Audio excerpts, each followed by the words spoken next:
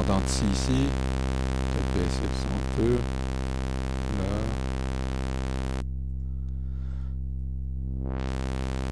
Donc, la fréquence de coupure, présentement, elle se situe à 17 000 Hz. Donc, elle laisse ni plus ni moins passer que tout le spectre sonore de l'onde en dents de scie présentement. Donc, je vais tasser graduellement vers la gauche, ce qui fait que ça va filtrer progressivement les fréquences aiguës en laissant passer les fréquences graves, d'où le nom Low Pass Filter. Donc je suis rendu autour de 1000 Hz au niveau de la fréquence de coupure. On entend que les harmoniques aiguës sont filtrées. Tout ce qui était ici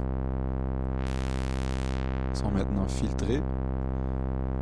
Mais on les entend quand même un petit peu, étant donné que la pente de coupure n'est pas trop sauvage.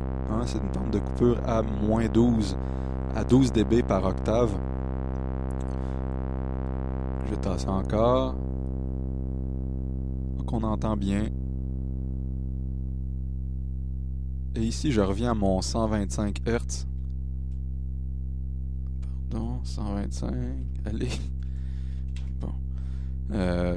Donc la pente de coupure, la fréquence de coupure est à 125 Hz. Ce qui veut dire que tout ce qui est en bas de 125 Hz, ici, on l'entend. D'ailleurs, c'est le vrombrissement sonore qu'on entend présentement. Et ce qui se situe en haut de 125 Hz est filtré selon la pente de coupure de moins 12 dB par octave. Donc à 250 Hz, les fréquences sont moins intenses de 12 dB.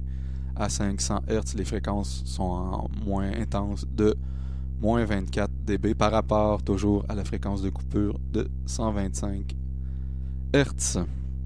Voilà. Maintenant, c'est pas tout. On a étudié ici la fréquence de coupure, c'est bien. On va se remettre à 125 Hz. Maintenant, ici, on a un autre potard que l'on... D'ailleurs, ces deux fonctions-là se retrouvent sur tous les filtres, à peu près tous les filtres de tous les synthétiseurs. Donc, c'est pour ça que j'utilise le Antares Filter. Il permet notamment de voir au niveau du filtre ce qui se passe. Graphiquement, on a une bonne référence. Et bien, on a accès à ces deux fonctions de base que l'on retrouvera sur différents synthétiseurs. Donc ici, on a la résonance, cette autre fonction. En quoi consiste cette résonance? C'est que on est présentement à la fréquence de coupure de 125 Hz. Si j'ajoute de la résonance, d'ailleurs on le voit ici dans le graphique, tout ce qui se situe autour de la fréquence de coupure de 125 Hz se trouve à être considérablement amplifié.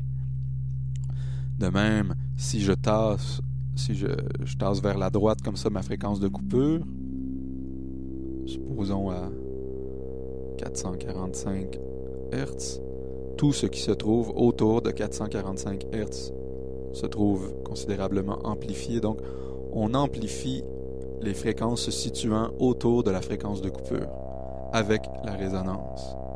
Je vais baisser ici la résonance. D'ailleurs, on le voit que en baissant la résonance, les fréquences se situant autour de la fréquence de coupure ne sont plus amplifiées. C'est avec la résonance qu'on va pouvoir générer ces fameux sweeps, comme ça ici, en bougeant. Wow. Peut-être augmenter le son ici pour...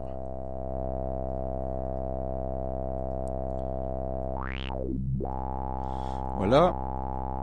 Eh bien, supposons un autre type de pente de coupure. On était à moins 12 dB, moins 24. On voit la pente est plus sauvage, l'atténuation est plus... etc.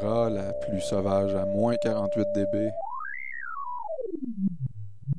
Avec une résonance extrême. J'atténue la résonance. Voilà. Maintenant, un autre type de fréquence de coupure, le High Pass Filter. Je vais aller chercher le graphique. Donc le high pass filter, en fait, c'est carrément l'inverse d'un low pass filter. Donc ici, on a toujours nos fréquences dans le bas et les, les décibels en ordonnée ici.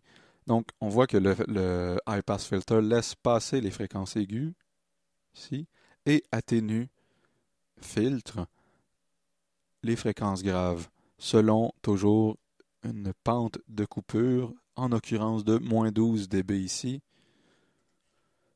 Donc, ben, c'est le même principe. Donc, j'ai sélectionné ici le high pass filter. On voit que au niveau graphique, c'est comme à l'envers de tantôt. Supposons que je me place ici à 1 K, donc 1 kHz, 1000 Hz, au niveau de la fréquence de coupure. On voit que les fréquences se situant au-dessus de 1 K, donc plus haut, les fréquences supérieures à 1 K ne sont pas affectées par le filtre, mais à partir de 1 K et tout ce qu'il y a en bas de 1 kHz, les fréquences commencent à être filtrées selon, toujours ici, un pôle à 2, donc moins 12 dB par octave.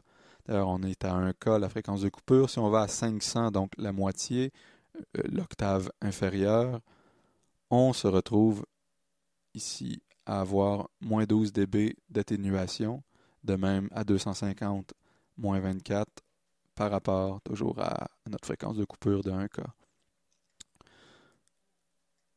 Écoutons des exemples. Eh bien, aussi, oui, juste avant l'exemple, la, la résonance ici agit de la même façon que le low pass filter. Donc, supposons que je me remets à 1 K, 1 kHz. Les fréquences se situant autour de 1 kHz vont être amplifiées. Donc, et si je tasse ma fréquence de coupure à, par exemple, 250 Hz ici, les fréquences se situant autour de 250 Hz vont être amplifiées dans le high pass filter. Écoutons des exemples.